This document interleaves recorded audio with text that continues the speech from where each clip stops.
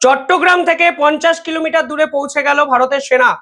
কালকে হঠাৎ করেই ভারতের সেনাবাহিনীর ইস্টার্ন কমান্ডার লেফটেন্যান্ট জেনারেল আর সি তিওয়ারি আইজলে গিয়ে পৌঁছান এবং আইজল থেকে নিকটবর্তী দুটো স্থান তিনি এই কি করেন। প্রথম জায়গাটির নাম হলো পারভা এবং দ্বিতীয় জায়গাটির নাম হলো শিলসুরি। কেন হঠাৎ করে ভারতের সেনাকর্তাদের মধ্যে চট্টগ্রামের কাছে এই ধরনের তৎপরতা, তা কিন্তু প্রশ্ন চিহ্ন উঠতে শুরু করে। পরবর্তীকালে জানা যায় এই পারভা বা সিলসুরি যে কোনো একটি জায়গায় ভারত এমার্জেন্সি এফেক্টে একটি মিলিটারি বেস তৈরি করছে। এই পারভা নামক জায়গাটি কিন্তু চট্টগ্রাম থেকে মাত্র 50 কিলোমিটার দূরে এবং শিলসুরি নামক জায়গাটি এরই উপরে, অর্থাৎ 60 কিলোমিটার দূরে হলো এই শিলসুরি নামক একটি জায়গা।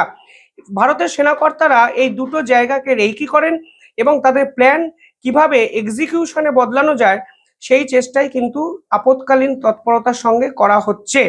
মনে করা হচ্ছে এর পাশে দিমাপুরে অলরেডি ভারতে 3 কোর আর্মি ডিপ্লয়মেন্ট আছে এবং দিমাপুর থেকে এই অঞ্চলে যদি একটি মিলিটারি বেস তৈরি করা হয় তাহলে অস্ত্র আসা, মিলিটারি ডিপ্লয়মেন্ট, বিভিন্ন ক্ষেত্রে tank, Rafael fighter jet, S-400 defence system সমস্ত কিছু নিয়ে আসা অত্যন্ত সহজ হয়ে যাবে।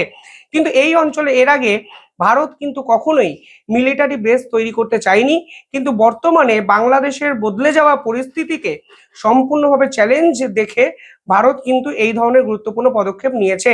এর আগেও ভারত কিন্তু শিলিগুড়ি করিডোরের কাছে 3 গ্যারিসন মিলিটারি ডিপ্লয়মেন্ট করেছিল এবং নতুন মিলিটারি বেস কিন্তু তৈরি করে। সেটি কিন্তু করা হয়েছিল ত্রিপুরা ধুবড়ি, বাংলার চোপড়া এবং বিহারের কিষানগঞ্জ এলাকায়। এবং এটি কিন্তু ভারতের চতুর্থ মিলিটারি বেস হচ্ছে, যা সরাসরি চট্টগ্রাম থেকে 50 কিলোমিটার দূরে অবস্থিত। অর্থাৎ মোহাম্মদ ইউনূস যা চাইছেন, ভারত কিন্তু ঠিক সেভাবেই তাকে জবাব দেওয়ার জন্য উঠে পড়ে লেগেছে।